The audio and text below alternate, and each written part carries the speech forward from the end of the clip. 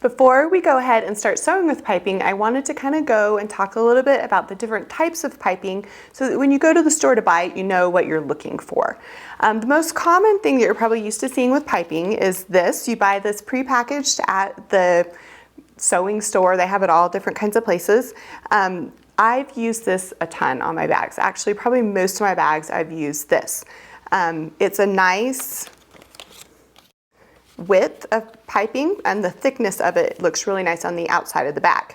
There are a couple of different kinds of prepackaged piping that you will find on the market. This is a smaller piping. It's also a 1/2 inch wide, but you'll notice that the cord that runs through the center of it is not as thick as the other one. You can use this if you'd like, but just kind of know that this is a little bit harder to work with, especially if you're a beginner with piping, than this wider stuff. You can also use a decorative trim. This one's a really pretty whip stitch trim, and you can go ahead and use that too, but you're also going to want to just be careful to make sure with the smaller sides, it's a little bit harder to work with sometimes. Now, you may go to the store and realize that you don't like any of the colors that they have at the store. The pink is wrong, they don't have a good red, or maybe you want something really fun or a pattern. So you can make your own piping. It's really easy. There's a couple different ways to do this. One of my favorite tricks with making piping is to buy a color that I don't like, or just use whatever I have on hand. Most of the time when I'm making these kind of things, it's 10 o'clock at night and the stores are closed. So if I need orange piping and I don't have it, then I'm just gonna have to make do with what I have at home.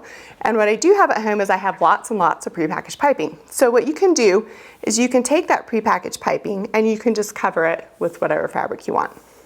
And we'll go ahead and show you how to do that. But you're just going to cut your fabric so that it's wide enough to go over the top of that, and then you're just going to cover it right over the top. When you cut the fabric that's going to go over the top of the piping, you have a couple different options. You can cut it on the straight of grain, or you can cut it on the bias. This striped piping was cut on the bias, and you can see that it gives you a decorative edge. The stripe is going on the diagonal, versus if you think about cutting stripes on the straight of grain, if you made piping with that, you wouldn't see it because you just have a stripe running up and down the side. So you want to pay attention to how your fabric runs before you decide to do that. This is cut on the straight of grain, even though it looks like a bias, because the fabric was printed on the bias. Now, when people talk about piping, usually you hear them talking about bias piping. I don't think you necessarily need to cut your piping on the bias. You want to cut your piping on the bias if it's a decorative element, or if you're going to be going around a lot of curves. Like with an example, if you were making a girl's dress that had a very curved collar, you would for sure want to go ahead and cut your strips on the bias because you'll get a really nice curve around that corner.